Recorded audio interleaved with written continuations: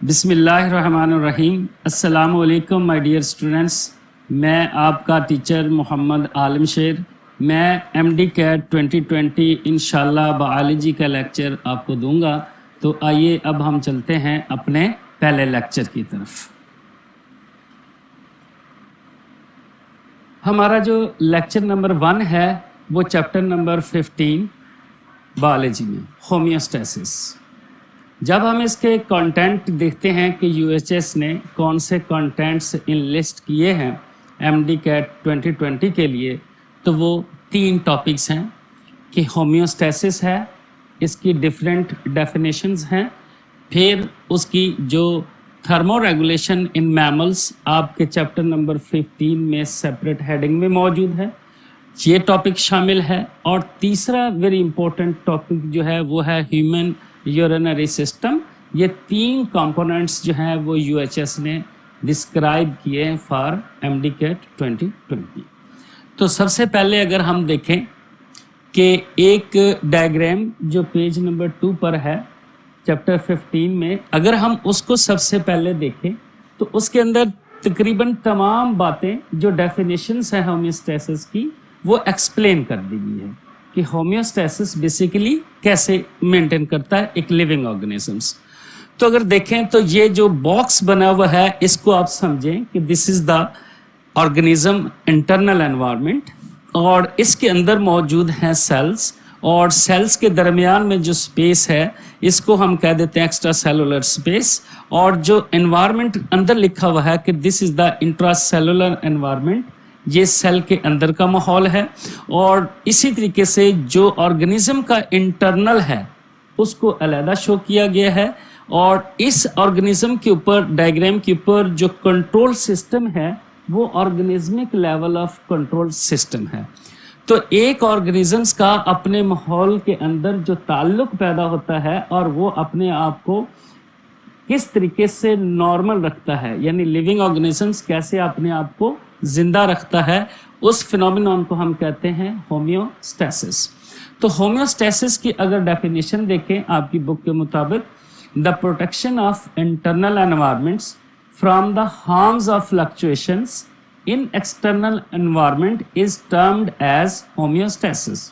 جو textbook میں definition ہے کیا ہے کہ ایکسٹرنل انوائرمنٹ جو ہے اس کے اندر آنے والی جو تبدیلیاں ہیں وہ براڈر رینج میں ہوتی ہیں، اور ان تبدیلیوں کو جو لیونگ آرگنیزم ہے وہ جو محسوس کرتا ہے وہ چھوڑے نیرو لیول پر ہے، اور ایون کہ جب سیل کے لیول پر وہ چینجز پہنچتی ہیں تو وہ ایکسٹریملی نیرو ہو جاتی ہیں۔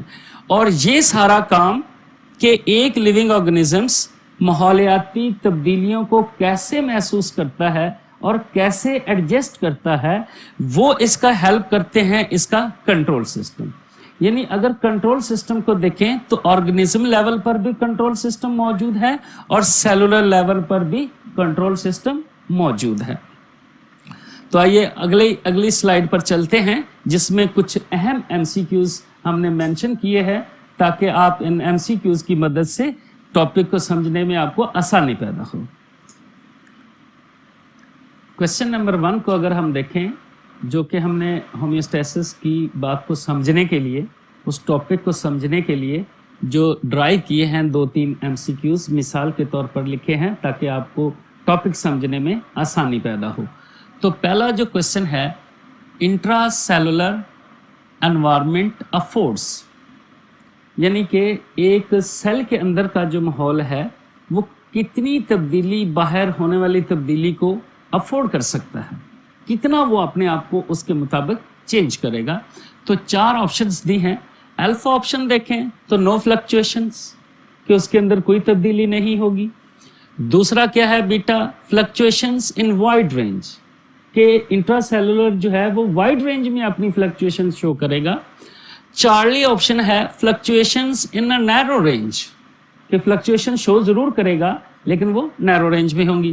تو ڈیلٹا جو ہے فلکچویشنز ان ایکسٹریملی نیرو رینج، کہ اگر ہم سیل لیول پر جائیں تو جو تبدیلی ہوگی وہ ایکسٹریملی نیرو ہوگی ماحول کے مطابق۔ تو ہمارا جو صحیح آپشن بنتا ہے وہ ہے ڈیلٹا کے fluctuations in extremely narrow range. तो इसी तरीके से क्वेश्चन नंबर 2 अगर आप देखें, which one of the following environments have no control system. 4 options दी गई हैं कि किसके अंदर कंट्रोल सिस्टम नहीं है। External environment, beta internal environment of living organisms, understood है। Charlie intracellular environment of the living organisms, ये लिखा नहीं लिविंग ऑर्गेनिज्म लेकिन दिस इज अंडरस्टूड। और इंटरसेलुलर एनवायरमेंट। 4 ऑप्शंस हैं, 4 में से अगर आप देखें तो एक ऑप्शन ऐसी है जिसके अंदर कोई कंट्रोल सिस्टम नहीं लगा हुआ और उसके अंदर जो तब्दीलियां आती हैं वो वाइड रेंज में। तो डेफिनेटली आप सोच रहे होंगे कि इसका सही आंसर जो है वो अल्फा है कि external environment have no control system. Question number 3 की तरफ देखें तो intracellular environment as compare to extracellular internal environment fluctuates in. अब इस स्टेटमेंट को जब आप पढ़ते हैं फिर चारों ऑप्शंस आप देखेंगे तो फिर करेक्ट ऑप्शन आपके जहन में आ जाएगा। पहला क्या है, नैरो रेंज। बीटा क्या है, एक्सट्रीमली नैरो रेंज। चार्ली है वाइड रेंज और डेल्टा है एक्सट्रीमली वाइड रेंज। यानी इंट्रासेलुलर एनवायरनमेंट अपने बैरूनी माहौल की निस्बत जो कि उसका एक्स्ट्रा सेलुलर एनवायरनमेंट है उसकी निस्बत कौन सी शो करेगा, नैरो रेंज में। तो हमने यहाँ पर कुछ डेफिनेशंस लिखी हैं होम्योस्टेसिस की। पहली डेफिनेशन आपकी टेक्स्ट बुक के मुताबिक है, चैप्टर नंबर 15 पेज नंबर 1 पे फर्स्ट पैराग्राफ में। The protection of internal environment from the harms of, ये इंपॉर्टेंट बात है कि हार्म्स जो चीजें नुकसान देंगी, ऑफ फ्लक्चुएशंस इन। दूसरा कीवर्ड ये है कि आपने इनको भी जहन में रखना है कि in external environment is termed as homeostasis, कि किसी भी लिविंग ऑर्गेनिजम्स का जो अंदरूनी माहौल है वो बैरूनी माहौल वाले होने वाली तब्दीलियों के नुकसान से बचने की कोशिश करता है। ये जो इसकी कोशिश है ये कहलाती है होम्योस्टेसिस। चलिए नेक्स्ट हम बोर्ड की तरफ चलते हैं। तो दूसरी डेफिनेशन जो हमने ली है वो ली है ग्लॉसरी से। ये डेफिनेशन आपको ग्लॉसरी पे मिलेगी। ग्लॉसरी पे क्या है, maintenance of internal conditions in a cell or organism by means of a self regulation mechanism is called homeostasis. तो बाज़ औक़ात जो MCQs हैं ग्लॉसरी से भी आते हैं और ग्लॉसरी को भी आपने पढ़ना ज़रूरी है, इसलिए ग्लॉसरी की डेफिनेशन भी यहाँ लिख दी गई है। तो अब आपके जहन में 2 डेफिनेशंस आ गई। एक definition of homeostasis from text book है और दूसरी फ्रॉम ग्लॉसरी है कि कोई सेल हो या कोई ऑर्गेनिजम्स हो वो अपने आप को ऐसे जिंदा रखता है कि एक्सटर्नल कंडीशंस को वो एडजस्ट करता है क्योंकि उसके पास सेल्फ रेगुलेशन मैकेनिज्म है। ये जो सेल्फ रेगुलेशन मैकेनिज्म है लास्ट में हम पढ़ कर रहे हैं पिछले बोर्ड में कि वो क्या है, कंट्रोल सिस्टम। तो सेल हो या ऑर्गेनिज्म हो वो अपने कंट्रोल सिस्टम्स के जरिए अपने आप को जिंदा रखने की कोशिश करता है as compare to changes in external environment. तो होम्योस्टैटिक कुछ फैक्टर्स हैं। अब जहन में सवाल ये पैदा होता है कि लिविंग ऑर्गेनिजम्स के अंदर वो क्या चीज़ें हैं जो चेंज होती हैं और लिविंग ऑर्गेनिजम्स अपने आप को बैरूनी माहौल के अंदर होने वाली तब्दीलियों की निस्बत अपने आप को एडजस्ट करके जिंदा रखता है।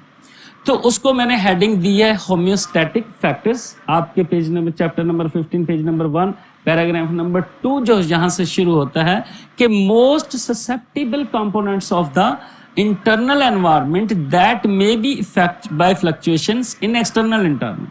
क्या है, water inside the living organism body, चाहे वाटर सेल लेवल पर हो और चाहे वाटर ऑर्गेनिज्म लेवल पर हो। दूसरी इंपॉर्टेंट बात क्या है, वो है सॉल्यूट्स, कि बॉडी के अंदर सॉल्ट्स कितने हैं सेल लेवल पर भी और ऑर्गेनिज्मिक लेवल पर भी। और तीसरी सबसे इंपॉर्टेंट बात है वो है टेम्परेचर। यानी 3 कंपोनेंट्स हैं जो बैरूनी माहौल के अंदर होने वाली तब्दीलियों को महसूस करते हैं, उसके अंदर एडजस्टमेंट्स होती हैं और लिविंग ऑर्गेनिजम्स अपने आप को एक नॉर्मल लाइफ गुजारने के लिए तैयार करता है। तो इसी तरीके से नेक्स्ट देखें कि होम्योस्टैटिक फिनोमिना कितनी तरह के हैं, तो वो 3 तरह के हैं। Number 1 osmoregulation, number 2 thermoregulation and number 3 excretion. Osmoregulation क्या है कि regulation of amount of solutes and water between the environment and organism. एक जिंदा जानवर जो है उसके जिस्म के अंदर या जिस्म के बाहर माहौल से कितना पानी लेता है या कितना पानी उसका जिस्म से निकल जाता है, यानी गेन ऑफ वाटर है एंड लॉस ऑफ वाटर है। वो एडजस्टमेंट करता है अपने आप को माहौलियाती तब्दीली के मुताबिक कि एनवायरनमेंट ड्राई है या एनवायरनमेंट फ्लडेड है, यानी ज़्यादा पानी मिकदार में अवेलेबल है या पानी कम मिकदार में अवेलेबल है। उसके मुताबिक लिविंग ऑर्गेनिजम्स के अंदर का जो पानी है, चाहे सेल लेवल पर हो या टिश्यू लेवल पर हो, वो एडजस्ट करता है, गेन करता है या लॉस करता है। दूसरी सबसे इंपॉर्टेंट बात है सॉल्यूट्स, कि सॉल्यूट्स और वाटर इनकी जो रेगुलेशन है between the organism and its environment, that is called osmoregulation. दूसरा उसका जो फिनोमिना है that is known as thermoregulation. Thermoregulation क्या है कि maintenance of internal temperature. Internal temperature से क्या मुराद है? लिविंग ऑर्गेनिजम्स की बॉडी टेम्परेचर का, अंदर का बॉडी टेम्परेचर, जिसे हम बॉडी टेम्परेचर भी कहते हैं, वो चेंज जरूर होता है with in a tolerable range, यानी उस हद तक तब्दीली महसूस होती है, टेम्परेचर चेंज होगा जिस हद तक वो लिविंग ऑर्गेनिज्म जिंदा रह सकता है, यानी टॉलरेबल रेंज में होगा। तो तीसरा जो फिनोमिनन है that is called excretion. Excretion क्या है? Elimination of nitrogenous waste from the cell and living organisms to the external environment, that is called excretion. तो आपने ये नहीं समझना कि होम्योस्टेसिस कोई ऐसा मैकेनिज्म है कि खुदा न खास्ता किसी जानवर को वो इंटरनल एनवायरनमेंट को फिक्स कर देते, नहीं। Homeostasis does not mean to keep fixed internal environment. उसका मतलब ये नहीं है कि लिविंग ऑर्गेनिजम्स का जो इंटरनल एनवायरनमेंट है वो फिक्स हो गया, बल्कि क्या है, मेक सम एडजस्टमेंट्स, थोड़ी तब्दीलियां। तो चलते हम नेक्स्ट बोर्ड की तरफ। नेक्स्ट में अगर आप देखें तो नेक्स्ट जो इंपॉर्टेंट लाइन है आपकी बुक की कि homeostasis means maintenance of change या changes within a specific range which are necessary for a normal body functions. कि जिस्म के अंदर तब्दीलियां जरूर होंगी और वही तीनों चीजों की होंगी, वाटर और सॉल्यूट्स और टेम्परेचर की, लेकिन तीनों जो है एक ऐसे लेवल में तब्दील होंगे जिस पे लिविंग ऑर्गेनिजम्स अपने आप को जिंदा रखता है। तो होम्योस्टैटिक जो होम्योस्टेसिस है, कोई भी लिविंग ऑर्गेनिजम्स कैसे अचीव करता है, तो हमने डायग्राम नंबर 1 में, बोर्ड नंबर 1 में देखा था डायग्राम के अंदर कि कंट्रोल सिस्टम लगा हुआ है। तो अब हम थोड़ा सा कंट्रोल सिस्टम के बारे में जिक्र करते हैं कि ये कंट्रोल सिस्टम जो है वो लिविंग ऑर्गेनिजम्स को होम्योस्टेसिस करने में या एडजस्टमेंट में करने में कैसे मदद करते हैं।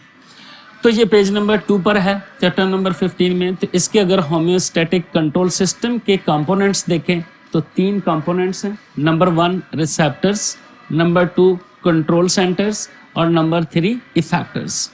रिसेप्टर्स क्या है? ऐसी स्ट्रक्चर्स जो माहौल में होने वाली तब्दीली को महसूस करे, यानी सेंस करे, सेंसर्स भी आप कह सकते हैं।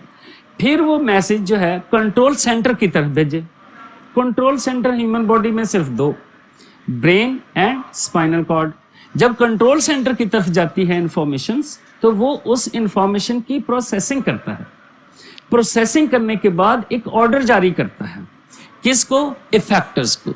तो इफेक्टर्स कौन सी स्ट्रक्चर्स होती हैं? Which show the response according to the stimulus. जो रिसेप्टर ने महसूस किया था, पैगाम दिया था कंट्रोल सेंटर को, इस कंट्रोल सेंटर ने जब प्रोसेसिंग करके इंफॉर्मेशन इफेक्टर्स को दी, तो इफेक्टर्स ने वैसा ही रिस्पॉन्स शो करना है जैसा उसे हुक्म मिला है। तो इफेक्टर लिविंग ऑर्गेनिजम्स में दो टिश्यू बड़ी इंपॉर्टेंट हैं, एक है एंडोक्राइन टिश्यूज यानी कि सिक्रीशन देती हैं, और दूसरा है मसल टिश्यूज जो कॉन्ट्रैक्शन करती हैं। तो इन तमाम का जो वर्किंग प्रिंसिपल अगर आप देखें कि लिविंग बॉडी का जो कंट्रोल सिस्टम है वो काम कैसे करता है, तो इसको समझने के लिए एक छोटी सी एग्जांपल आपकी बुक में दी गई है कि लिविंग सिस्टम का जो कंट्रोल सिस्टम है that work exactly like a physical control system. Physical control system से क्या मुराद है कि कोई भी इस वक्त आप इलेक्ट्रिकल अपरेटस लें या इक्विपमेंट लें जिसमें फ़ैन है, फ़ैन के साथ एक आप रेगुलेटर लेते हैं, रेगुलेटर लगा होता है। इसी तरीके से अगर गाड़ी है तो गाड़ी के इंजन के साथ फ़ैन लगा हुआ है, वो भी ऑटोमेटिक फ़ैन चलता है, इंजन गर्म या ठंडा हो जाता है। तो एग्जांपल जो दी गई है कंपैरिजन में फिजिकल कंट्रोल सिस्टम और बायोलॉजिकल कंट्रोल सिस्टम के, that is the thermo regulation. एक एग्जांपल यहाँ आपकी बुक में मेंशन की गई है। तो थर्मो रेगुलेशन के हिसाब से अगर हम यहाँ डिस्कस करें तो क्या है कि माहौल के अंदर होने वाली जो तब्दीलियाँ हैं वो हमेशा कंट्रोल सिस्टम उसको कंट्रोल कैसे करता है, उसका वर्किंग प्रिंसिपल जो है वो है फीडबैक मैकेनिज्म के ज़रिए। फीडबैक के ज़रिए कोई भी लिविंग कंट्रोल सिस्टम है वो उसको कंट्रोल करता है। फीडबैक मैकेनिज्म बुनियादी तौर पर क्या चीज़ है, ये है डिटेक्शन ऑफ चेंज, कि कोई भी तब्दीली हो रही है तो उसको महसूस किया जाए, चेक किया जाए, एंड सिग्नलिंग, और उस मैसेज को कन्वे किया जाए फॉर इफेक्टर्स रिस्पॉन्स, कि इफेक्टर्स उस तब्दीली के मुताबिक अपना रिस्पॉन्स शो करें थ्रू किसका है, टू कंट्रोल सिस्टम, यानी ट्रू कंट्रोल सिस्टम। जैसा कि मैंने ये इक्वेशन की फॉर्म में लिखा है कि कोई भी माहौल में होने वाली तब्दीली को सबसे पहले महसूस करेंगे रिसेप्टर्स, फिर रिसेप्टर्स कंट्रोल सेंटर को मैसेज भेजेंगे, कंट्रोल सेंटर जो है वो ऑर्डर भेजेगा इफेक्टर्स को। तो उसी की ये डेफिनेशन है कि detection of change and signalling for effectors response to control system is called as feedback mechanism. अब आपकी बुक में जो फीडबैक की एग्जांपल दी गई है feedback mechanism, that is negative feedback mechanism. तो नेगेटिव फीडबैक मैकेनिज्म को हम इनवर्स इफेक्टर्स रिस्पॉन्स भी कहते हैं। अब इनवर्स इफेक्टर्स रिस्पॉन्स को समझने के लिए एक टेम्परेचर रेगुलेशन की एग्जांपल आपकी बुक में डिस्कस की गई है। कैसे है, मिसाल के तौर पर कि अगर लिविंग ऑर्गेनिजम्स के एक्सटर्नल एनवायरनमेंट जो है वो कूल है, सर्द है, टेम्परेचर डाउन है, और इंसान जो है उसका बॉडी टेम्परेचर जो है वो तो फिक्स्ड है ऑलमोस्ट 37 डिग्री सेंटीग्रेड। तो माहौल जो है एक्सटर्नल एनवायरनमेंट जो है वो कूल है, लिहाजा वो जो कोल्डनेस है, सर्दी है, वो महसूस करेंगे हमारे जिस्म के अंदर पाए जाने वाले स्किन पे रिसेप्टर्स, जिन्हें हम कहते हैं कोल्ड रिसेप्टर्स। वो कोल्ड रिसेप्टर्स मैसेज भेजेंगे हमारे कंट्रोल सेंटर को, और हमारे ब्रेन के अंदर जो कंट्रोल सेंटर है that is hypothalamus. Hypothalamus is the part of fore brain. उसके अंदर उसको तब्दीली को महसूस करेगा जो कोल्ड रिसेप्टर से मैसेज आया था। अब मैसेज आया है कंट्रोल सेंटर को कि बाहर का जो बॉडी टेम्परेचर है, एक्सटर्नल एनवायरनमेंट का जो टेम्परेचर है वो कोल्ड है, यानी लेसर देन 37 डिग्री सेंटीग्रेड है। तो कंट्रोल सेंटर उसको कैसे कंट्रोल करेगा, वो उन इफेक्टर्स को मैसेज भेजेगा जो बॉडी के अंदर हीट पैदा करेंगे, क्योंकि अगर हीट पैदा नहीं करेंगे तो एक्सटर्नल एनवायरनमेंट के अंदर जो कोल्ड एनवायरनमेंट है वो बॉडी से हीट को अपनी तरफ ले लेगा। Heat flows from hot body to cold body, तो हमारा बॉडी का 37 डिग्री सेंटीग्रेड टेम्परेचर मेंटेन नहीं रहेगा। तो क्या होगा कि बॉडी के अंदर जो सिस्टम ऑन होगा वो हीटिंग सिस्टम ऑन होगा, ताकि बॉडी जो है वो अपना बॉडी का टेम्परेचर जो है वो 37 डिग्री सेंटीग्रेड मेंटेन कर सके। इसको आप रिवर्स कर लें कि एक्सटर्नल एनवायरनमेंट जो है वो है आपका वार्म से के लेट्स के एक्सटर्नल एनवायरनमेंट में टेम्परेचर जो है वो 48 डिग्री सेंटीग्रेड है, 50 डिग्री सेंटीग्रेड है। अब माहौल के अंदर गर्मी है, उस गर्मी को हमारे जिस्म के अंदर लगे हुए रिसेप्टर्स, जिन्हें हम वार्म रिसेप्टर या हीट रिसेप्टर्स कहते हैं, जो कि स्किन में मौजूद हैं, वो महसूस करेंगे। महसूस करके पैगाम देंगे कंट्रोल सेंटर को। कंट्रोल सेंटर कौन सा है? हाइपोथैलेमस। हाइपोथैलेमस ने अब वो ऑर्डर देना है इफेक्टर्स को। कौन से इफेक्टर्स को देगा? एवेपोरेटिव कूलिंग वालों को। अब वो बॉडी के अंदर जो सिस्टम ऑन होगा वो कूलिंग सिस्टम ऑन हो जाएगा। यानी मिसाल के तौर पर देखें कि स्वेट ग्लैंड से पसीना निकलेगा, वो एवेपोरेट होगा, जिससे एवेपोरेटिव कूलिंग होगी, तो बॉडी का टेम्परेचर नियरली 37 डिग्री सेंटीग्रेड के पास रहेगा, चाहे एक्सटर्नल एनवायरनमेंट में टेम्परेचर मोर देन 50 भी था। तो इसको कहते हैं इनवर्स इफेक्टर्स रिस्पॉन्स या negative feedback mechanism. Dear students, यहाँ तक जो डेफिनेशंस ऑफ होम्योस्टेसिस वो आपका मुकम्मल हो गया है। अब हमारा जो इसी लेक्चर का दूसरा टॉपिक है थर्मो रेगुलेशन इन मैमल्स, उसकी डिस्कशन के लिए हम दोबारा चलते हैं बोर्ड नंबर 1 की तरफ।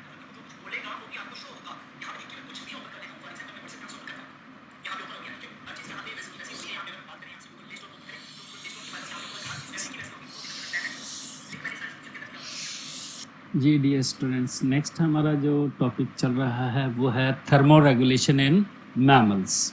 तो बुक के अंदर thermo regulation in mammals specially mentioned है और ब्रैकेट में लिखा हुआ है ह्यूमन बीइंग्स। तो हमने ये देखना है कि मैमल्स स्पेशली ह्यूमन जो हैं वो अपने आप को किस तरीके से थर्मो रेगुलेट करते हैं। तो mammals including human being maintain their high body temperature within a narrow range of about 36 to 38 degree centigrade because of their endothermic characteristics। कि जो मैमल्स और बर्ड्स हैं इनका जो बॉडी टेम्परेचर है वो नियरली कांस्टेंट रहता है, कांस्टेंट नहीं रहता, फ्लक्चुएट करता है नैरो रेंज में। तो वो देखते हैं कि जो एनिमल्स स्पेशली मैमल्स हैं वो अपना जो बॉडी का टेम्परेचर है वो 37 डिग्री सेंटीग्रेड किस तरीके से मेंटेन करते हैं। तो उसकी जो बुनियादी वजह है वो है एंडोथर्मिक करैक्टरिस्टिक्स।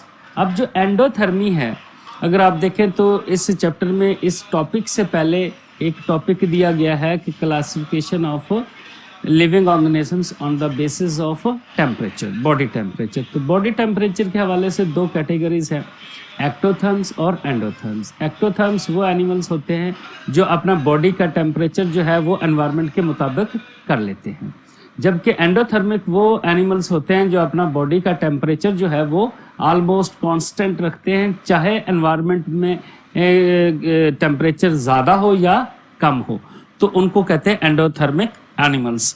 तो ये जो ओरिजिन ऑफ एंडोथर्मी है मैमल्स के अंदर, इसके कई सारे एडवांटेज हैं। पहला एडवांटेज क्या है कि एंडोथर्मी मैमल्स और बर्ड्स के अंदर क्या करती है, to keep high metabolic rate and availability of energy around the clock।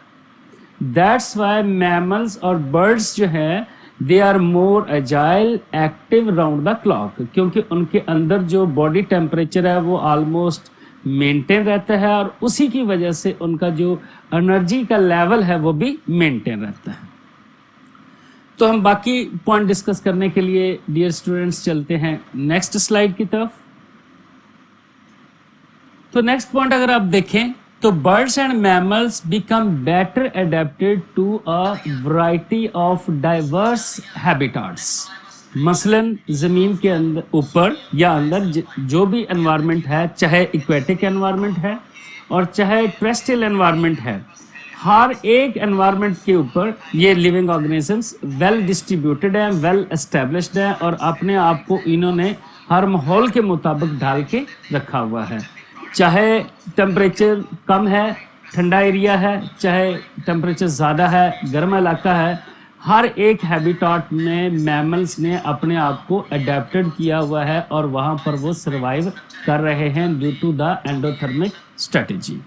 तो नेक्स्ट अगर आप देखें तो enable the endothermy enable the birds and mammals to regulate the rate of metabolic heat production। ये सबसे इम्पोर्टेंट फिनोमिनन है कि जब बर्ड्स और मैमल्स का बॉडी का टेम्परेचर सेट पॉइंट से कम हो जाए तो मेटाबॉलिक हीट प्रोडक्शन के ज़रिए उनका बॉडी का टेम्परेचर वापस 37 पे मेंटेन हो जाता है, सेट पॉइंट जो है।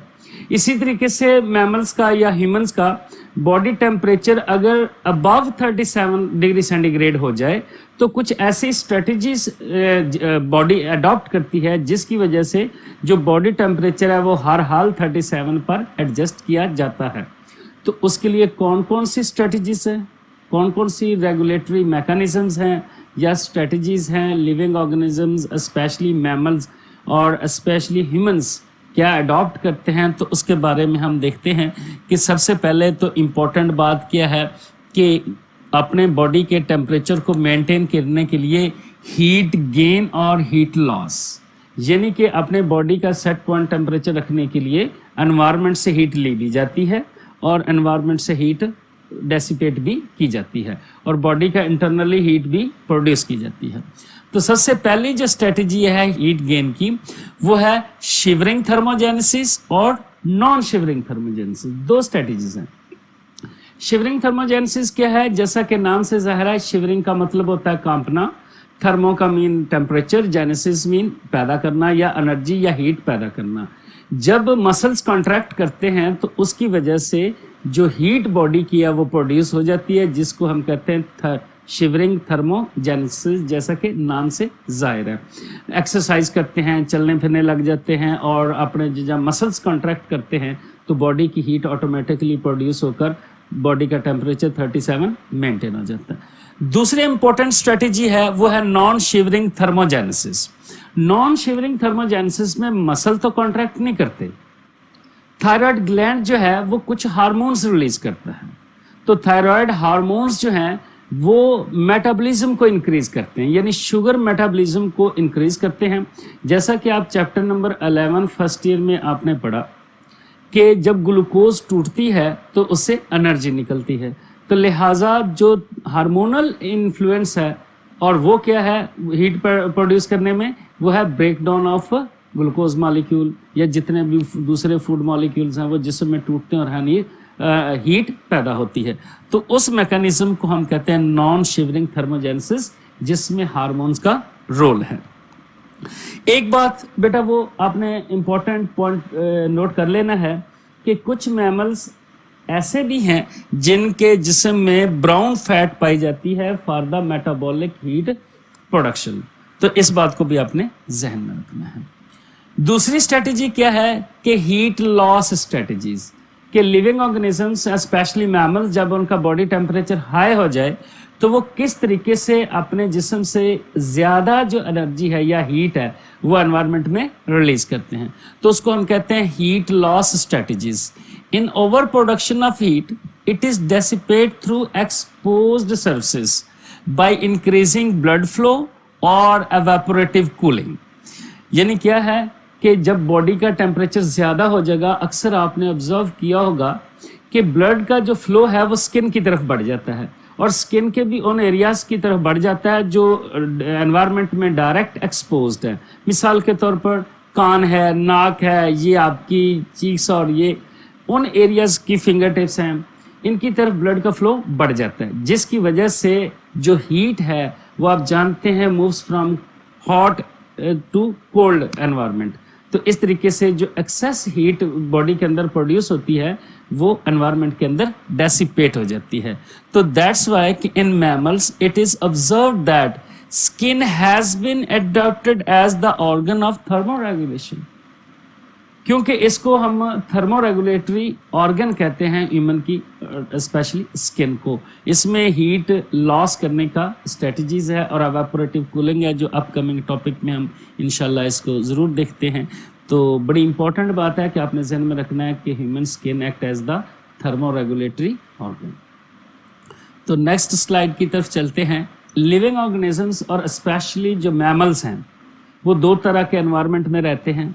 ऐसा एनवायरनमेंट जहां बॉडी टेम्परेचर से टेम्परेचर कम हो, यानी एनवायरनमेंट का टेम्परेचर कोल्ड हो और बॉडी का टेम्परेचर तो 37 ही रहना है। तो एक हम ये मैकेनिज्म लेते हैं या एक ये पहलू है कि वो एनवायरनमेंट जहां टेम्परेचर कम है और मैमल्स का बॉडी टेम्परेचर ज़्यादा है, then how they survive in a cold environment. तो कोल्ड एनवायरनमेंट में अगर आप देखें तो ये कुछ स्ट्रेटजीज हैं जिनको हम थर्मोरेगुलेटरी स्ट्रेटजीज कहते हैं یہ میملز اڈیپٹ کرتے ہیں اور ٹھنڈے انوائرمنٹ والے میں آسانی سے زندگی گزارتے ہیں. تو ان میں سب سے پہلی اسٹریٹجیز کیا ہے؟ ویزو کنسٹرکشن اینڈ ویزو ڈائلیشن. یہ دو اسٹریٹجیز ہیں. ان کا تعلق بلڈ سپلائی سے ہے. خون کی وہ چھوٹی نالیاں جو باڈی کے سیلز تک ٹیشوز تک خون پہنچاتی ہیں ان کو بلڈ کیپلریز کہتے ہیں. بلڈ کیپلریز کا اگر ڈائمیٹر بڑھ جائے اور ان کا سائز بڑھ جائے تو اس کو ہم کہتے ہیں ویزو ڈائلیشن. اگر ان کا سائز کم ہو جائے، ریڈیوس ہو جائے ان کا ڈایامیٹر، تو ان کو ہم کہتے ہیں ویزو کنسٹرکشن. یہ اکارڈنگ ٹو سچویشن ہوتا ہے کہ فرض کیا اگر باہر کا ٹیمپریچر زیادہ ہے یا باہر کا ٹیمپریچر کم ہے. دونوں اسٹریٹجیز ہم اس میں ڈسکس کریں گے. پہلی جو ہے باہر کا ٹیمپریچر یعنی انوائرمنٹ کا ٹیمپریچر ٹھنڈا ہے، اس کی وجہ سے جو ویزو ڈائلیشن ہے وہ نہیں ہوگی، ویزو کنسٹرکشن ہوگی. یعنی کہ بلڈ جو ہے وہ میکسیمم وائٹل آرگنز کو سپلائی کیا جائے گا، سکن کی طرف نہیں بھیجے گا. کیونکہ اگر سکن کی طرف بلڈ آئے گا تو اس سے ہیٹ انوائرمنٹ میں نکل جائے گی، تو لہٰذا باڈی کا ٹیمپریچر فال کر جائے گا. تو اس لیے ویزو ڈائلیشن نہیں ہوگی، ویزو کنسٹرکشن ہوگی، اور یہ آٹومیٹک فنکشنز ہوتا ہے. اس کے علاوہ بہت سارے اگر آپ دیکھیں تو دوسری جو امپورٹنٹ بات ہے وہ ہے تھرمل سینسٹیوٹی یا various organs of the body. یعنی ہیومن کی پوری باڈی کا اگر انوائرمنٹ باہر کولڈ ہے تو تمام باڈی آرگنز کا ٹیمپریچر ایک جیسا نہیں ہوتا. وہ حصہ جس کو ہم کور باڈی آرگنز کہتے ہیں یا کور باڈی کہتے ہیں، جس کے اندر وائٹل آرگنز موجود ہیں، وہاں کا تو ٹیمپریچر مینٹین رہے گا، وہاں تو 37 ہی رہے گا. باقی جو دوسرے اعضاء ہیں، جو آرگنز ہیں لائک لیگز ہیں، آرمز ہیں، تو ان کا ٹیمپریچر 37 سے کم ہو سکتا ہے. یعنی یہ لائیو رہ سکتے ہیں بلو دا 37، لیکن وہ وائٹل آرگنز جو ہمارے چیسٹ باکس میں کیس کے اندر موجود ہیں وہ 37 سے نیچے زندہ نہیں رہ سکتے. تو اس لیے اگر آپ دیکھیں تو تھرمل سینسٹیوٹی باڈی کے مختلف آرگنز کی مختلف ہے. پھر اگر آپ دیکھیں ایک سروے کریں کہ موسٹ لینڈ میملز ہیں وہ کیا کرتے ہیں، ادر دین ہیومنز کی بات کر رہے ہیں، تو وہ کیا کرتے ہیں؟ اپنی فر پھیلا لیتے ہیں، ریز دیئر فرز. جب ان کی فر پھیل جاتی ہے، پھول جاتی ہے، تو اس کے اندر اسٹل ایئر یعنی ہوا ٹریپ ہو جاتی ہے. وہ ہوا ایک باڈی کے اور انوائرمنٹ کے درمیان میں ایک انسولیٹر کے طور پر کام کرتی ہے، جس کی وجہ سے ان کا باڈی کا ٹیمپریچر جو ہے وہ مینٹین ہو جاتا ہے یا مینٹین کرنے میں ان کو مدد حاصل ہوتی ہے. اگر انسان کی بات کر دی جائے تو انسان کا جو زیادہ تر ریلائنس ہے یا ریلائے ہے وہ اس چربی پر ہے، فیٹ پر ہے، جو ہماری سکن کے نیچے ہوتی ہے. یہ بھی تھرمو ریگولیٹری اسٹریٹجی میں بڑا امپورٹنٹ رول پلے کرتی ہے کہ جتنا سکن کے نیچے فیٹ زیادہ ہوگی اتنا اس کو سردی بھی کم لگے گی. اور تیسری بات اگر ہم کر لیں کہ میرین میملز اپنے آپ کو کس طریقے سے ایڈجسٹ کرتے ہیں.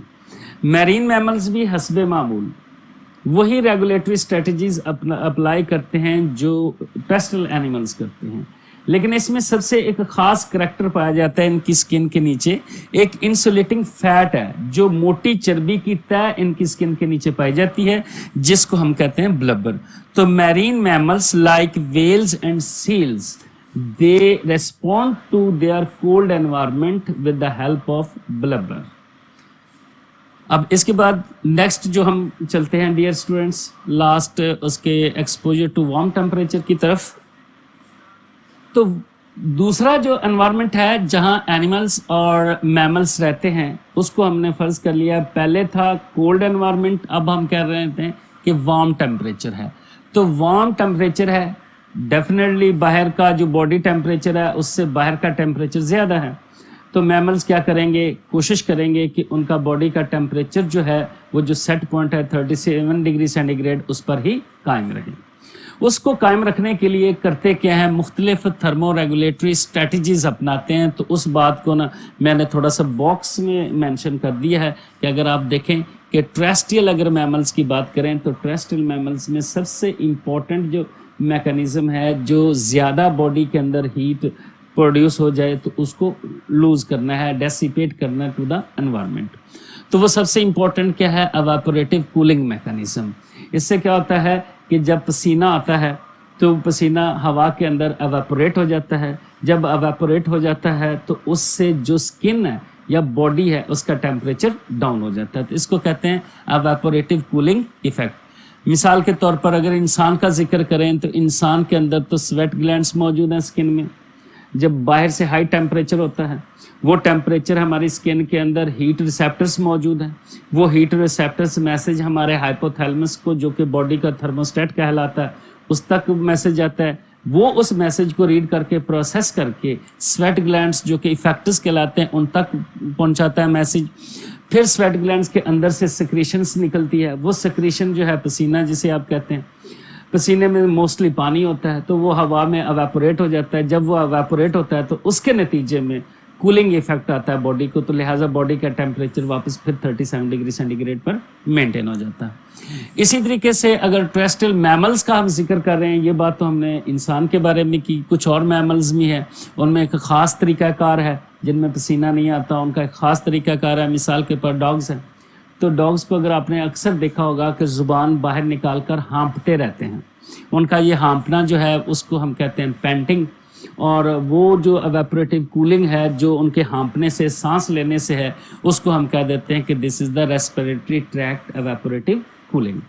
اور ایک اور بڑا امپورٹنٹ میملس ہے, فلائنگ میملس اگر آپ دیکھیں تو these are the bats. Bats کیا طریقہ کار اختیار کرتی ہیں کہ ہائی ٹیمپریچر کو کیسے وہ لوز کرتی ہیں اور باڈی ٹیمپریچر کو کیسے ایڈجسٹ کرتی ہیں. تو ہائی گرم انوائرمنٹ کے اندر وہ کیا کرتی ہیں کہ دے یوز سلائیوا اینڈ یورین, یعنی اپنے اوپر تھوکیں پھینکتی رہتی ہیں اور اپنے اوپر ہی پیشاب کرتی رہتی ہیں, جس کی وجہ سے ایواپوریٹو کولنگ ایفیکٹ آتا ہے اور اس کا باڈی کا ٹیمپریچر واپس 37 ڈگری سینٹی گریڈ پر مینٹین رہتا ہے. تو ذکر ہو جائے ٹیرسٹریل میملز کا تو اس کے بعد ہے میرین میملز. تو میرینس میملز کا تو سمپل ہے کہ ان کا بھی یہی طریقہ کار ہے جیسا کہ دوسروں کا ہے, لیکن میرین میملز جب کسی گرم انوائرمنٹ کے اندر جاتی ہیں تو ڈیفینیٹلی ان کو پسینہ تو وہاں نہیں آتا چونکہ وہاں تو پانی ہی پانی ہے. تو میرین میملز کیا کرتے ہیں کہ ان کا جو باڈی کا ہیٹ ہے وہ ڈیسیپیٹ کرتی ہے بائی بلڈ فلو. تو بلڈ فلو جو ہے وہ میکسیمم ویزو ڈائلیشن اور ویزو کنسٹرکشن کے ذریعے ایڈجسٹ کرتا ہے, جس کی وجہ سے ان کا جو باڈی کا ٹیمپریچر ہے وہ 37 پر ہی مینٹین رکھتا ہے. تو لاسٹ میں اگر آپ دیکھیں تو ٹاپک جو بڑا امپورٹنٹ ہے وہ ہے thermostat functions and feedback controls in humans. تو اس میں ایک فگر دی گئی ہے 15.14 جس میں تھرموسٹیٹ کا میں دکھایا گیا ہے کہ تھرموسٹیٹ از دا چیف آرگن یا باڈی ٹیمپریچر ریگولیشن. تو اس کے اندر دو طریقہ کار بتائے گئے ہیں, انوائرمنٹ کولڈ انوائرمنٹ کا بھی بتایا گیا ہے اور وارم ٹیمپریچر کا بھی بتایا گیا ہے. جتنی باتیں ہم نے ڈسکس کی ہیں یہ فگر 15.14 میں آپ کو ترتیب سے لیبل ڈائیگرام ملے گی. اس لیبل ڈائیگرام کی مدد سے بھی آپ آسانی سے اس ٹاپک کو سمجھ سکتے ہیں. تو لاسٹ جو ٹیمپریچر کا تھرمو ریگولیشن کی جو بات ہے وہ ہے پائریکزیا یا ہائی باڈی کا ٹیمپریچر, جب یا اس کو عام طور پر ہم بخار کہتے ہیں. یہ بخار کب ہوتا ہے, کیسے ہوتا ہے؟ تو آپ جانتے ہیں کہ جب کوئی بیکٹیریا یا وائرس جسم کے اندر انٹر ہوتا ہے تو اس کی وجہ سے ہمارے جو امیون سیلز ہیں جنہیں ہم لیوکوسائٹس یا WBCs کہتے ہیں ان کی تعداد بڑھ جاتی ہے. جب ان کی تعداد بڑھ جاتی ہے تو ایک اور پرابلم ہوتا ہے. وہ کیا ہوتا ہے کہ جو یہ سیلز ہیں یہ بھی اور وائرس اور بیکٹیریا جو پیتھوجن جسم کے اندر داخل ہو گئے تھے وہ بھی ایک کیمیکل ریلیز کرتے ہیں جسے کہتے ہیں پائروجنز. پائروجنز کیمیکلز ہیں, وہ جا کر ہٹ کرتے ہیں ہائپوتھیلمس کو. ہائپوتھیلمس نے چونکہ باڈی کا temperature 37 degree centigrade set کیا ہوا ہے, اس کو ہم کہتے ہیں set point temperature of body. تو انسان کا یا میمل کا جو 37.1 سے لے کر 6 تک جو ہے وہ ایک ٹالریبل رینج ہے, وہ اس نے سیٹ کی ہوئی ہے تھرموسٹیٹ میں. تو جب یہ پائروجنز جا کر اس کو ہٹ کرتے ہیں تو وہ جو سیٹ پوائنٹ ہے نا وہ ڈسٹرب ہو جاتا ہے, اس کو سمجھ نہیں لگتی کہ کیا ہوا تھرموسٹیٹ کو, تو باڈی کا ٹیمپریچر اچانک ایلیویٹ کر جاتا ہے, ہائی ہو جاتا ہے, تو جس کو ہم کہتے ہیں پائریکزیا یا فیور. اب پائریکزیا اور فیور کا فائدہ کیا ہے؟ پائریکزیا اور فیور کا فائدہ یہ ہے کہ this is the sign and symptom of the infection.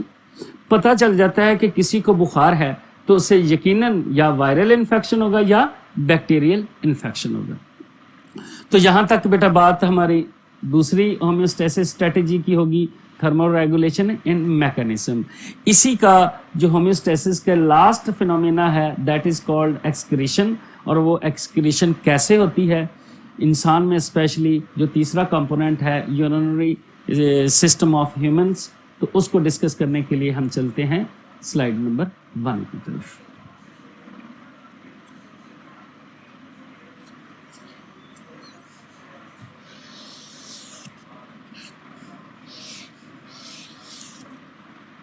Ji dear students, तीसरा हमारा जो होम्योस्टैटिक मैकेनिज्म है या टॉपिक है वो है ह्यूमन यूरिनरी सिस्टम। इसकी कंप्लीट जो डिटेल डायग्राम जो है वो फिगर 15.10 में है और इसके कंपोनेंट्स यहाँ लिख दिए गए हैं कि ह्यूमन यूरिनरी सिस्टम में 2 किडनीज होते हैं, a pair of kidneys, one is left and one is right, और पेयर ऑफ यूरेटर्स, ये 2 नालियां हैं जो गुर्दों से निकलकर यूरिनरी ब्लैडर की तरफ जाती हैं। तो हर गुर्दे से एक निकलती है, चूंकि गुर्दे भी 2 हैं तो लिहाजा उनकी नालियां भी 2 हैं। तीसरी अहम स्ट्रक्चर क्या है? Urinary bladder. ये एक थैला है जिसके अंदर आर्जी तौर पर यूरिन कलेक्ट होती है और आहिस्ता आहिस्ता जिस्म से बाहर पास होती रहती है। और चौथी स्ट्रक्चर जो है वो भी यूरेथ्रा। ये एक सिंगल ट्यूब है जो यूरिनरी ब्लैडर से यूरिन को जिस्म से बाहर निकालती है। ये 2 स्ट्रक्चर्स जो हैं ये सिंगल स्ट्रक्चर्स हैं और बाकी जो स्ट्रक्चर्स हैं वो पेयर्ड हैं।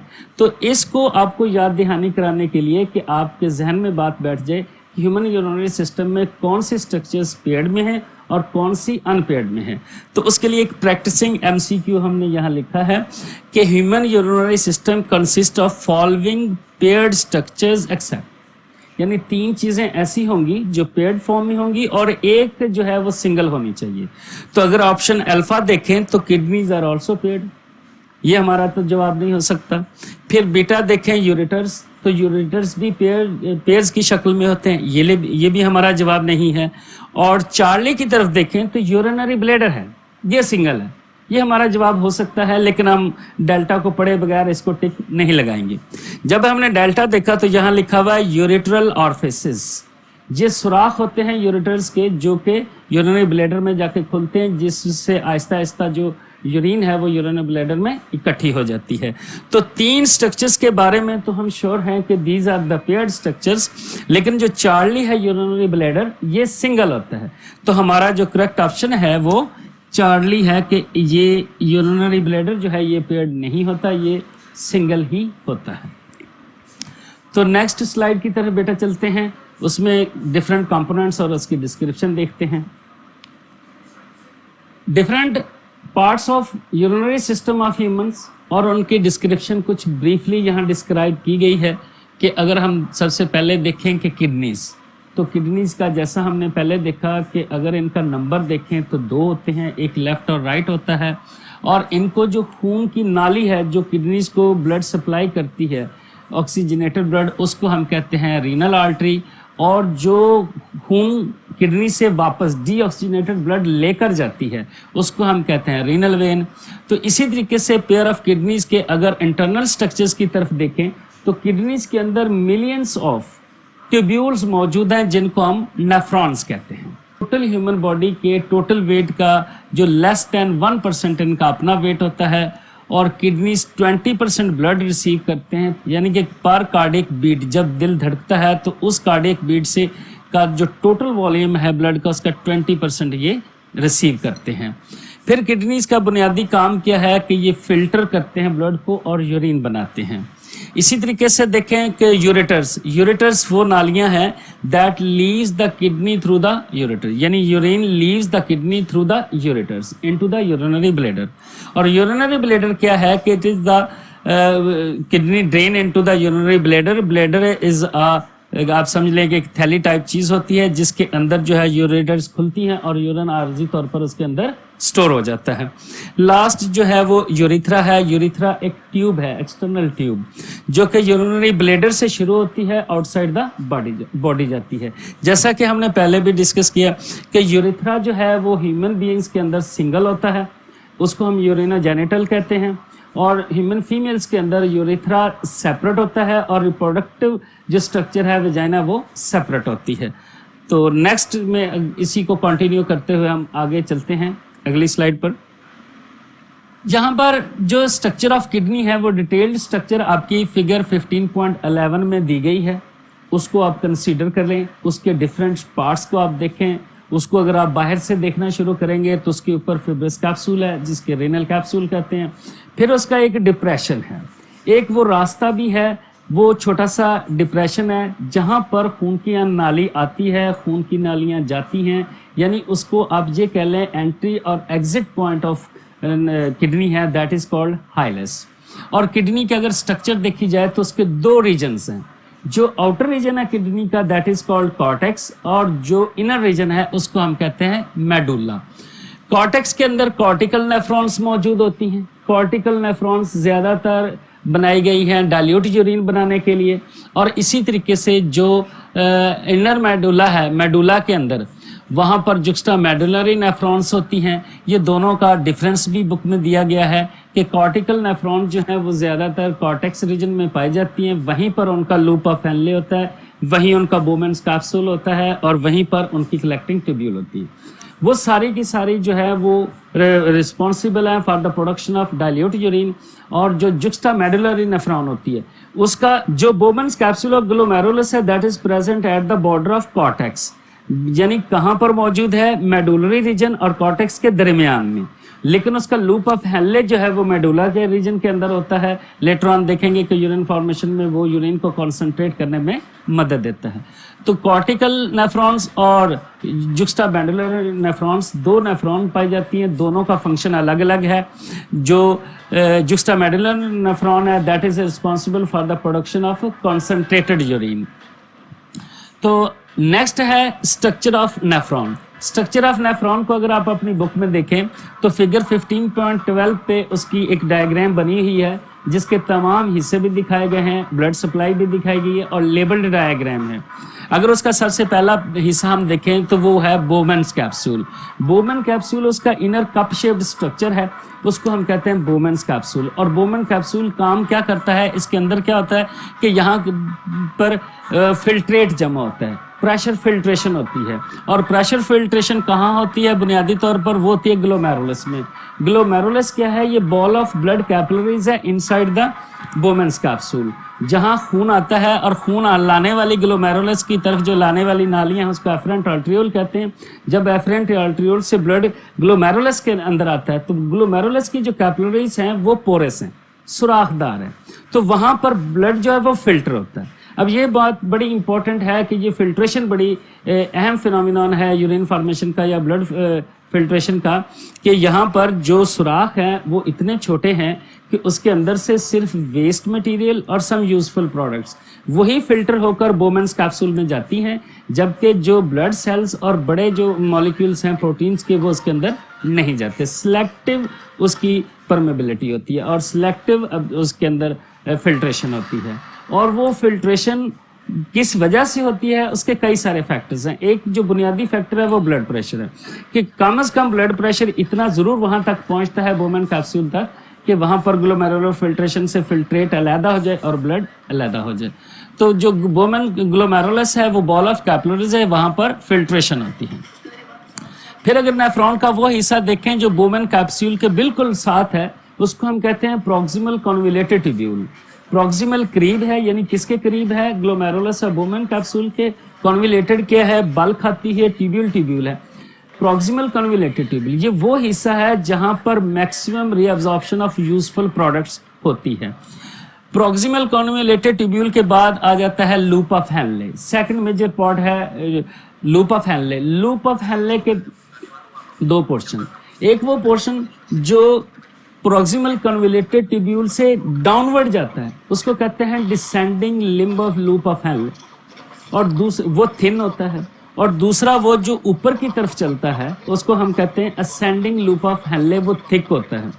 दोनों का फंक्शन अलग है। जो डिसेंडिंग लूप ऑफ हेनले है उसके अंदर क्या होता है कि आहिस्ता आहिस्ता जो वाटर है वो बाहर निकलता रहता है, वो परमिएबल है वाटर के लिए। जबकि जो असेंडिंग थिक लूप है उसमें से वाटर बाहर फिल्ट्रेट नहीं होता, यानी डिफ्यूज नहीं होता, उसके अंदर सिर्फ और सिर्फ सॉल्ट्स यानी सोडियम, पोटाशियम, क्लोरीन वगैरह वो वहाँ पर रीअब्जॉर्ब होते हैं। वाटर रीअब्जॉर्ब नहीं होता, वाटर रीअब्जॉर्ब होता है डिसेंडिंग लूप ऑफ हेनले से।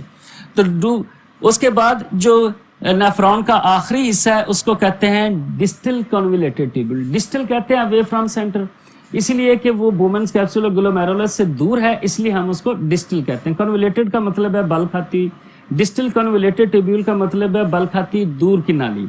वो कहाँ पर मौजूद होती है? After the loop of Henley. इसका भी फंक्शन रीअब्जॉर्प्शन है। फिर आ जाता है कि डिस्टल कन्वोल्यूटेड ट्यूब्यूल जो है एक और नाली में खुलती है जिसको हम कहते हैं कलेक्टिंग ट्यूब्यूल। कलेक्टिंग ट्यूब्यूल जो है उसके अंदर कई सारी नेफ्रॉन्स खुलती, इसलिए मैंने यहाँ पर उसका कलेक्टिंग ट्यूब्यूल का नाम नहीं लिखा कि one collecting tubule is common for many nephrons. तो सबसे अगला जो नेक्स्ट वेरी इंपॉर्टेंट बात है कि blood vessels associated with nephron, कि खून की वो नालियां कौन कौन सी हैं जो किडनी और किडनी के अंदर नेफ्रॉन्स के साथ एसोसिएटेड हैं। सबसे पहले तो किडनी को जो ऑक्सीजनेटेड ब्लड सप्लाई करती है उस ब्लड वेसल का नाम है रीनल आर्टरी। रीनल आर्टरी जब किडनी के अंदर एंटर हो जाती है तो वो छोटी छोटी नालियों में मजीद तकसीम हो जाती है, उनको हम कहते हैं आर्ट्रियोल्स। और वो आर्ट्रियोल जो ग्लोमेरुलस की तरफ जाती है ब्लड लेकर उसको हम कहते हैं efferent arteriole. Efferent A for arrival से आप समझ लें कि ऐसी खून की नाली जो ऑक्सीजनेटेड ब्लड जो है ग्लोमेरुलस की तरफ लाती है उसको हम एफरेंट आर्ट्रियोल कहते हैं। जब एफरेंट आर्ट्रियोल से ग्लोमेरुलस में खून पहुंच जाता है तो ग्लोमेरुलस के अंदर जो ब्लड कैपिलरीज का नेटवर्क है या बॉल है वो पोरस है, वहां से सिर्फ वेस्ट मटेरियल बोमेंस कैप्सूल के अंदर कलेक्ट होता है, बाकी जो ब्लड है वो ग्लोमेरुलस से वापस इफरेंट आर्ट्रियोल्स की तरफ चला जाता है। जब इफरेंट आर्ट्रियोल्स ग्लोमेरुलस को लीव करती है तो वो पूरी नेफ्रॉन के जो बाकी स्ट्रक्चर है जिसमें प्रोक्सिमल कन्वोल्यूटेड ट्यूब्यूल है, लूप ऑफ हेनले है, डिस्टल कन्वोल्यूटेड ट्यूब्यूल है, उसके इर्द गिर्द इंटरमिंगल हो जाती है, मिक्स हो जाती है, उसको घेर लेती हैं, तो उसको हम कह देते हैं पेरीट्यूबुलर कैपिलरीज। पेरीट्यूबुलर कैपिलरीज में भी एक और फर्क है कि कॉर्टिकल नेफ्रॉन्स में एक पेरीट्यूबुलर कैपिलरीज के साथ कोई अजाफी एक ब्लड कैपिलरीज नहीं होती, जबकि जुक्स्टामेडुलरी नेफ्रॉन के लूप ऑफ हेनले के साथ देखें तो एक अजाफी नेटवर्क है ब्लड कैपिलरीज का जिसको हम कह देते हैं वेजा रेक्टा। और वेजा रेक्टा का जो बुनियादी फंक्शन है वो है help in formation of concentrated urine. चलिए फंक्शंस ऑफ नेफ्रॉन के लिए डियर स्टूडेंट्स हम अगली स्लाइड पर चलते हैं। तो फंक्शन ऑफ नेफ्रॉन यानी बुनियादी काम तो नेफ्रॉन का जो है वो यूरिन बनाना है, लेकिन उसके इस प्रोसेस को 3 हिस्सों में तकसीम किया गया है। Number 1 filtration. फिल्ट्रेशन क्या है कि नेफ्रॉन जब ग्लोमेरुलस के अंदर ब्लड पहुंचता है तो वो फिल्टर होता है इनटू बोमेंस कैप्सूल के। बोमेन कैप्सूल के अंदर जो मटेरियल जमा हो जाता है उसको हम कहते हैं ग्लोमेरुलर फिल्ट्रेट। उस ग्लोमेरुलर फिल्ट्रेट के अंदर कौन कौन सी चीज़ें होती हैं? पानी होता है, यूजफुल प्रोडक्ट्स होती हैं like glucose, amino acids and some salts और यूरिया। और दूसरा उसके अंदर क्या सबसे इंपॉर्टेंट चीज़ क्या होती है? उसके अंदर वाटर ज़्यादा अमाउंट में मौजूद होता है। क्या चीज़ नहीं होती उसमें? प्रोटीन्स नहीं होती और ब्लड सेल्स में मौजूद नहीं होता। और जो इस प्रेशर से वो फिल्टर होता है उसको हम कहते हैं प्रेशर फिल्ट्रेशन। तो यानी फिल्ट्रेशन के अंदर अगर आप देखें तो एक बात तो है कि प्रेशर फिल्ट्रेशन इसके अंदर होती है, जो ब्लड प्रेशर है वो हेल्प करता है इसके अंदर फिल्ट्रेशन के अंदर। और फिल्ट्रेशन से जो मटेरियल ग्लोमेरुलस के अंदर बोमेंस कैप्सूल के अंदर जमा हो जाता है उसको कहते हैं बोमेंस या ग्लोमेरुलर फिल्ट्रेट। तो उस फिल्ट्रेट की जो अगर आप कंपोजिशन देखें तो उसमें मुख्तलिफ चीज़ें मौजूद होती हैं। मसलन उसमें आपको पहले बताया यूजफुल प्रोडक्ट्स है, उसमें वाटर है, बाकी सॉल्ट्स हैं। अब नेक्स्ट जो काम है नेफ्रॉन का वो है रीअब्जॉर्प्शन। यहाँ रीअब्जॉर्प्शन से क्या मुराद है? यहाँ रीअब्जॉर्प्शन होगी यूजफुल प्रोडक्ट्स की, कि यहाँ होंगी यूजफुल प्रोडक्ट्स और दूसरा क्या होगा? वाटर। हर एक चीज़ें अलग अलग हो जाती हैं। तो जो यूजफुल प्रोडक्ट्स हैं वो तो रीअब्जॉर्ब हो जाएंगी प्रोक्सिमल कन्वोल्यूटेड ट्यूब्यूल के अंदर मैक्सिमम, जिसमें आप ग्लूकोज कह लें, सॉल्ट्स कह लें, वाटर कह लें, वहाँ रीअब्जॉर्ब हो जाएगा। रीअब्जॉर्प्शन जब नीचे लूप ऑफ हेनले तक एक्सटेंड होती है तो जो डाउनवर्ड जा रहा है जिसको हम कहते हैं डिसेंडिंग लूप ऑफ हेनले, वहाँ पर रीअब्जॉर्प्शन होगी वाटर की। जो असेंडिंग लूप ऑफ हेनले है उसके अंदर रीअब्जॉर्प्शन ऑफ सॉल्ट्स की होगी, सोडियम एंड पोटाशियम, क्लोरीन। और इसी तरीके से जब डिस्टल कन्वोल्यूटेड ट्यूब्यूल तक जाते हैं तो वहां पर भी जाकर रीअब्जॉर्प्शन ऑफ यूजफुल प्रोडक्ट होगी और वाटर की होगी। फाइनली जो ग्लोमेरुलर फिल्ट्रेट है वो यूरिन बन के जब कलेक्टिंग टिब्यूल में जाएगा तो फाइनल रीअब्जॉर्प्शन ऑफ वाटर जो है वो कलेक्टिंग टिब्यूल में होगी। तो इसी तरीके से अगर आप देखें तो उसकी जो आखिरी फंक्शन है नेफ्रॉन का वो है सिक्रीशन। अब जब उसके नेफ्रॉन के अंदर यूरिन बन रहा है तो उसकी कंसंट्रेशन भी मेंटेन करनी है और उसकी पीएच भी मेंटेन करनी है। तो उसकी पीएच को मेंटेन करने के लिए कुछ एपिथेलियल सेल्स सक्रीट करते हैं हाइड्रोजन आयंस। वो हाइड्रोजन आयंस जो है वो उसकी कंसंट्रेशन और पीएच ऑफ यूरिन को मेंटेन करते हैं। फिर वो यूरिन जो है वो कलेक्टिंग टिब्यूल में चली जाती है। कलेक्टिंग टिब्यूल में रीअब्जॉर्प्शन ऑफ वाटर पे डिपेंड करता है कि यूरिन डाइल्यूटेड होगी या कंसंट्रेटेड होगी। अब वो डाइल्यूटेड और कंसंट्रेटेड होगी उसको एक अलग मैंने टॉपिक में लिखा है कि कंसंट्रेशन ऑफ एक्सक्रीटरी प्रोडक्ट्स, कि यूरिन जो है वो डाइल्यूटेड बननी है या यूरिन कंसंट्रेटेड बननी है। ये सबसे इंपॉर्टेंट बात ये जान लेना ज़रूरी है कि जो मैमिलियन किडनीज हैं जिसमें हम भी शामिल हैं इंसान, उनका जो किडनी है उसका बुनियादी फंक्शन क्या है, वो है कंजर्वेशन ऑफ वाटर, यानी जिस्म को डिहाइड्रेशन से बचाना है, कंजर्वेशन ऑफ वाटर करनी है। तो कंजर्वेशन ऑफ वाटर अगर आप देखें तो कंजर्वेशन ऑफ वाटर 99.5% तकरीबन होती है। जो ग्लोमेरुलर फिल्ट्रेट होता है उसमें से पानी वापस रीअब्सॉर्ब कर लिया जाता है। तो इसको अगर हम देखें तो बुनियादी तौर पर जो ह्यूमन किडनी है that is responsible for the formation of concentrated urine. लेकिन यूरिन कॉन्सेंट्रेटेड और डाइल्यूटेड हो, ये दो कंडीशंस पर अवेलेबल होती है और दो मैकेनिज्म है। कौन से मैकेनिज्म है? एक मैकेनिज्म है काउंटर करंट मैकेनिज्म और दूसरा जो है वो हार्मोनल मैकेनिज्म। यानी यूरिन डाइल्यूट होगी या कंसंट्रेटेड, वो एक ये फिनोमिनन है, दूसरा ये है। काउंटर करंट मैकेनिज्म को समझने के लिए अगर आप देखें तो काउंटर करंट जैसा कि नाम से जाहिर है, काउंटर का मतलब होता है अपोजिट, करंट का मतलब flow mechanism. Counter current multiplier mechanism, उसमें होता क्या है कि जो लूप ऑफ हेनले है उसके इर्द गिर्द जो ब्लड कैपिलरीज हैं, एक तो उनके अंदर जो खून फ्लो कर रहा होता है उसकी डायरेक्शन, और लूप ऑफ हेनले के अंदर फिल्ट्रेट यानी ग्लोमेरुलर फिल्ट्रेट के फ्लो की डायरेक्शन अपोजिट होती है, जिसकी वजह से जो डिसेंडिंग लूप ऑफ हेनले है उसके अंदर से पानी बाहर निकलता है और बाहर से पानी फिर ब्लड की नालियों के अंदर चला जाता है। तो चूंकि एक दूसरे के ऑपोजिट होता है तो इसी वजह से इसको काउंटर करंट मल्टीप्लायर भी कहते हैं। और नेफ्रॉन का कौन सा हिस्सा है जो counter current multiplier as a counter current multiplier act करता है? That is the loop of Henle. तो लूप ऑफ हेनले के इर्द गिर्द जो पेरिट्यूबुलर कैपिलरीज मौजूद हैं, स्पेशली वेजा रेक्टा का अगर मैं जिक्र करूं तो वो है जुक्स्टामेडुलरी नेफ्रॉन के अंदर, तो वो भी काउंटर करंट मल्टीप्लायर को इनहांस कर दे, उसके इफेक्ट को बढ़ाती है।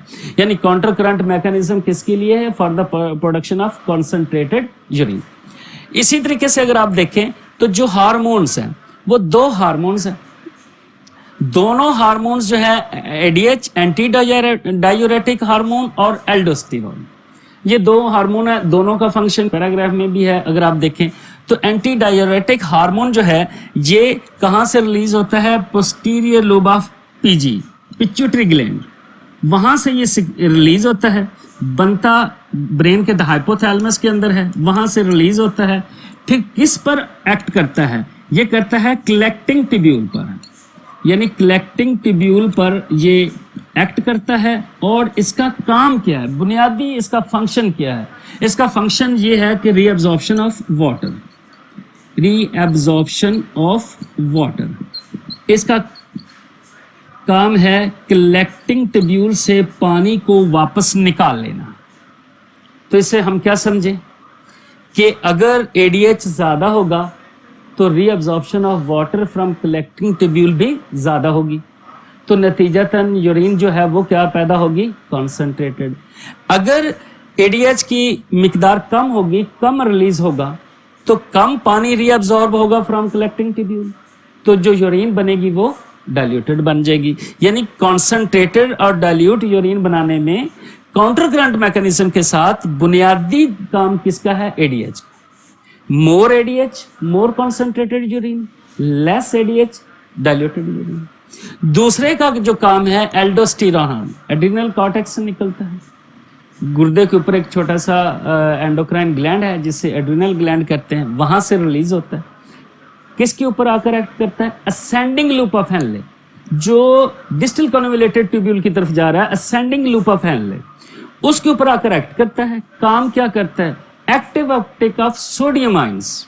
जब सोडियम आयंस बाहर निकालना इसका बुनियादी फंक्शन है। उसका निकालने का क्या फायदा है? भी उसको निकालते हैं तो जो इनर मेडुला है उसके अंदर जो कॉन्सेंट्रेशन बनती है वो कॉन्सेंट्रेटेड हो जाती है। उस मेडुला के अंदर अगर कॉन्सेंट्रेशन एक्स्ट्रा सेलुलर फ्लूइड की बन जाएगी कॉन्सेंट्रेटेड, तो लूप ऑफ हेनले से वाटर को रीअब्जॉर्ब करना और कलेक्टिंग ट्यूब्यूल से करना आसान हो जाएगा।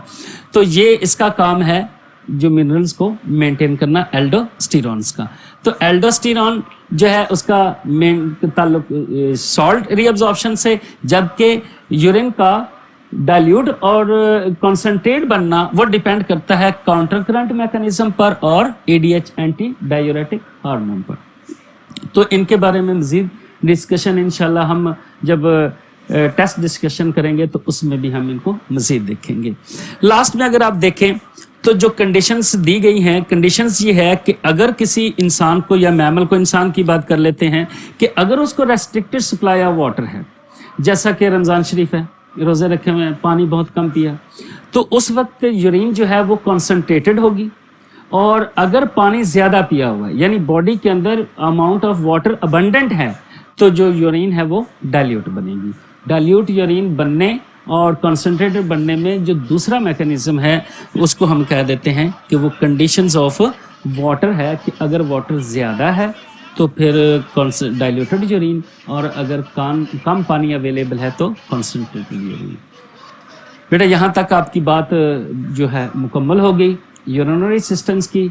और नेक्स्ट हमारे पास सिर्फ एक स्लाइड है, एक टॉपिक है, वो है kidney problems and their cures. तो उसको देखने के लिए हम चलते हैं स्लाइड नंबर 1 की तरफ।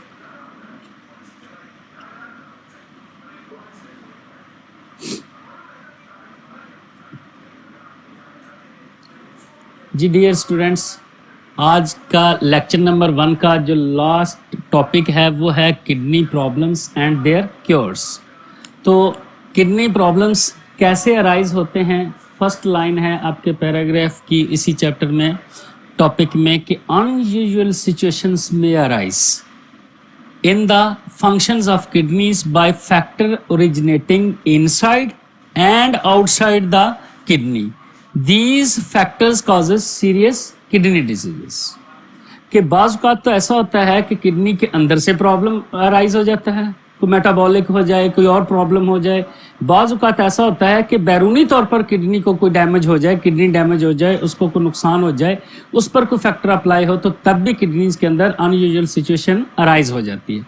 उन अनयूजुअल सिचुएशन अराइज होने के नतीजे में होता क्या है, बहुत सारी किडनी डिजीजेज होती हैं।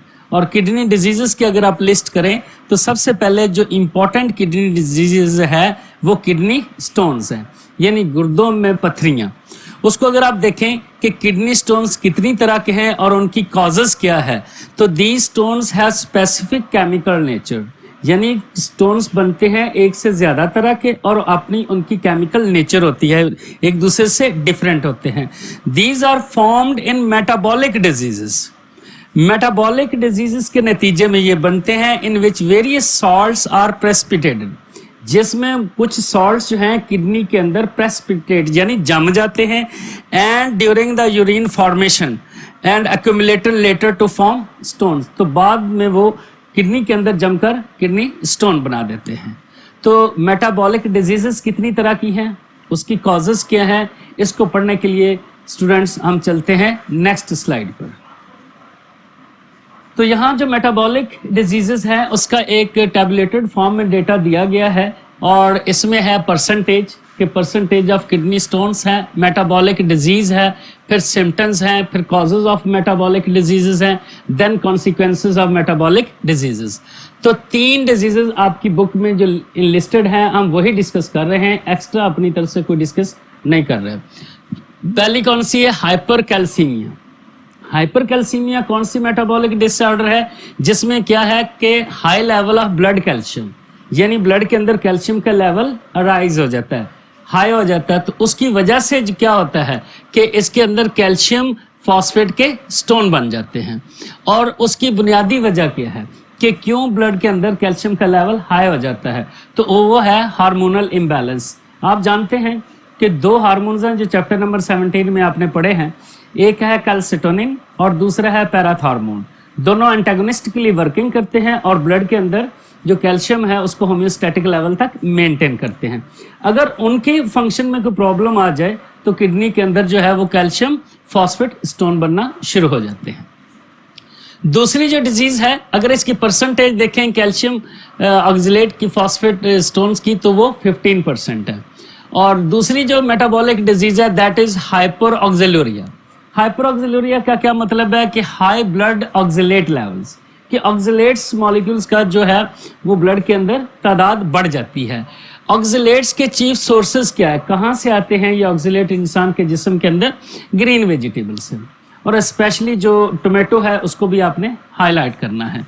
तो इसके नतीजे में होता क्या है, होता यह है कि कैल्शियम ऑक्सलेट स्टोन्स बन जाते हैं। तो इस डिजीज के नतीजे में जो इंसानी किडनीज में सबसे ज्यादा बनने वाले जो किडनी स्टोन्स हैं वो 70% में कैल्शियम ऑक्सलेट स्टोन्स हैं। तीसरी जो मेटाबॉलिक डिजीज है दैट इज हाइपर यूरेसीमिया, यानी high level of blood uric acid. Uric acid का लेवल अगर ब्लड में ज्यादा हो जाए तो उसकी वजह से भी क्या होता है कि यूरिक एसिड टाइप स्टोन्स बन जाते हैं। अब इसकी कॉजेस देखें तो इसकी कई सारी कॉजेस हैं कि ब्लड के अंदर यूरिक एसिड क्यों हाई होता है। तो यहाँ पर सिर्फ मल्टीफैक्टोरियल लिखा हुआ है कि इसकी मल्टीपल रीजंस हैं। परसेंटेज को अगर दोबारा देखें तो 15% है कैल्शियम फॉस्फेट स्टोन और 70% है कैल्शियम ऑक्सलेट स्टोन्स और 10% है यूरिक एसिड टाइप स्टोन्स। तो नेक्स्ट अगर हम देखें, पहला हमने देखा कि जो किडनी प्रॉब्लम है वो किडनी स्टोन्स है। अब इन किडनी स्टोन्स का जो प्रॉब्लम था उसका क्योर यानी सोल्यूशन क्या है, इसके सोल्यूशन की तरफ देखें तो रिमूवल ऑफ किडनी स्टोन्स का मैंने हेडिंग दी है। इसमें जो सबसे पहला प्रोसेस है वो है सर्जिकल रिमूवल। सर्जिकल रिमूवल में आप जानते हैं कि सर्जन जो है, डॉक्टर जो है, वो ऑपरेशन के जरिए किडनी स्टोन्स को बाहर निकाल देता है, तो उसको सर्जिकल रिमूवल कहते हैं। उसके कई सारे प्रोसेस हैं जो कि आपकी बुक के स्कोप के बाहर है। दूसरी उसके अंदर जो रीजन है वो नॉन सर्जिकल है। नॉन सर्जिकल जो क्योर है दैट इज कॉल्ड लिथोट्रिप्सी। जैसा कि नाम से जाहिर है, litho mean stone, tripsy mean pieces, cutting of stone. ये ऐसी टेक्निक है जिसमें क्या करते हैं कि गुर्दों में मौजूद जो पत्थरियां होती हैं उनको शुआओं की मदद से तोड़ देते हैं।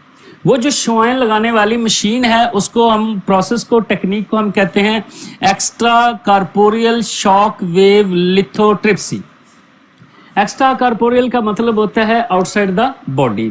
शॉक वेव जो ऐसी वेव्स, जो रेडिएशंस जो उस स्टोन्स को किल कर देती हैं, तो उसके जरिए क्या किया जाता है, जिस्म से मरीज को लेटाकर उसके ऊपर एक मशीन के जरिए वो शॉक वेव्स, यानी स्पेशली 2-3 तरह की इस्तेमाल होती हैं। जो सबसे इंपॉर्टेंट है वो है हाई कंसंट्रेशन ऑफ एक्सरेज, फिर उसमें अल्ट्रासाउंड भी यूज की जाती हैं। तो एक्सरेज की मदद से क्या किया जाता है कि किडनी स्टोन जो है वो उनको तोड़ दिया जाता है। ये एक ऐसा प्रोसेस है जिसमें कोई सर्जरी नहीं है, लेकिन बस एक मशीन है जिसके अंदर से रेस निकलती हैं। जैसा कि आपने एक्सरे मशीन देखी होगी, तो एक्सरे मशीन जैसी ही एक मशीन होती है जिसकी मदद से किडनीज के अंदर से किडनी स्टोन को तोड़कर पीसेस में कन्वर्ट कर दिए, पेशाब के जरिए जिस्म से बाहर निकल जाते हैं। नेक्स्ट जो किडनी का प्रॉब्लम है वो है रीनल फेलियर। रीनल फेलियर 2 तरह के होते हैं, acute failure and chronic failure. Acute failure होता है अचानक, शॉर्ट टर्म, कोई डैमेज हो गया, चोट लग गई, फिजिकल ट्रॉमा हो गया, तो उससे क्या हो गया कि किडनीज के अंदर कुछ नेफ्रॉन्स डैमेज होगी। और क्रॉनिक फेलियर जो होता है किडनी का, क्रॉनिक में क्या होता है कि कोई नंबर ऑफ फंक्शनल नेफ्रॉन्स कम होता जाता है, यानी आहिस्ता आहिस्ता नेफ्रॉन कम होती जाती हैं। जितनी नेफ्रॉन्स कम होंगी उतना ही उसके अंदर उसका फंक्शन किडनीज का कम हो जाएगा। तो क्रॉनिक और एक्यूट दोनों ही रीनल फेलियर।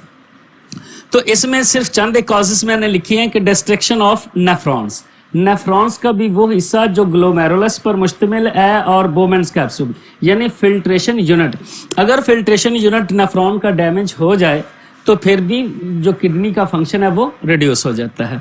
दूसरी इसके अंदर क्या वजह है कि ब्लड के अंदर अगर यूरिया या और कोई नाइट्रोजनस वेस्ट बॉडी से बाहर ना निकले, खून के अंदर उनकी अमाउंट ज़्यादा हो जाए, तो वो भी किडनी फेलियर का सबब बनते हैं।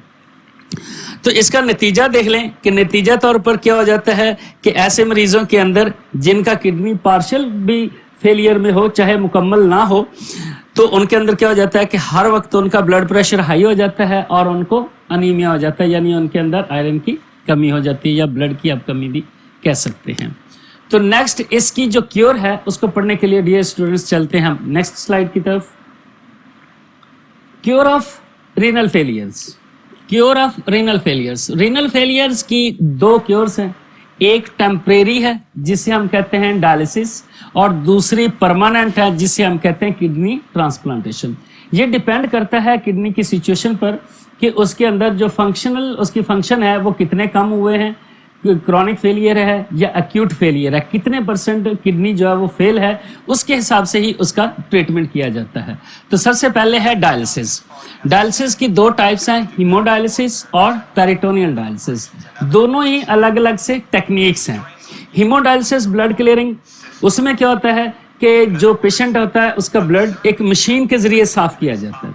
वो जो मशीन जिसमें आर्टिफिशियल मेम्ब्रेन लगाई जाती है उसको हम कहते हैं डायलाइजर। डायलाइजर एक आर्टिफिशियल मशीन या आर्टिफिशियल किडनी कहलाता है। इसमें क्या होता है कि पेशेंट को मुख्तलिफ औकात में डॉक्टर सजेस्ट करता है कि आपने कब कब आकर जो है डायलिसिस कराना है। तो इसमें रेगुलर इंटरवल्स पे जाके पेशेंट डायलिसिस करवाता है। फिर अगर आप देखें तो इसके अंदर जो मशीन के अंदर मेम्ब्रेन इस्तेमाल की जाती है वो आर्टिफिशियल है, तो इसमें पेशेंट को ज़्यादा प्रॉब्लम होता है। लेकिन जो डॉक्टर सजेस्ट करे कि हीमोडायलिसिस कराना है तो फिर उनको हीमोडायलिसिस कराना पड़ता है। डायलिसिस डिपेंड करता है कि किडनी जो है कितने परसेंट वो फेलियर है या उसमें कितना प्रॉब्लम है। दूसरी जो पेरिटोनियल डायलिसिस है, पेरिटोनियम, ये पेरिटोनियम जिस्म तो पेरिटोनियम के अंदर क्या करते हैं हम, कैथेटर के जरिए डायलाइजर सोल्यूशन डालते हैं, यानी जो साफ करता है वो सोल्यूशन क्या करता है कि पेरिटोनियम के इर्द गिर्द फैल जाता है। उसके वजह से क्या होता है कि वो खून जो पेरिटोनियम ये मेम्ब्रेन के ऊपर या कैविटी के ऊपर काफ़ी सारी ब्लड कैपिलरीज होती हैं, जो खून बह रहा होता है, उसके अंदर से नाइट्रोजनस वेस्ट नेचुरली निकलकर उसके डायलाइजर फ्लूइड में शामिल हो जाते हैं। फिर वही फ्लूइड एक दूसरे रास्ते से जो है वो जिस्म से बाहर निकाला जाता है। एक कैथीटर लगता है, उसकी दो इन और आउट वेल्व्स होते हैं, उनके ज़रिए वो अटैच्ड होते हैं। तो पेरिटोनियल जो डायलिसिस है ये इसकी निस्बत इजी भी है और इसमें इरेगुलर इंटरवल पे जब आप चाहें आप कर सकते हैं। और फिर इसमें जो मेम्ब्रेन इस्तेमाल होती है वो नेचुरल है, पेरिटोनियल एपिथेलियम, और इसमें आर्टिफिशियल। दोनों की निस्बत ये ज़्यादा आसान है, ये ज़्यादा मुश्किल है।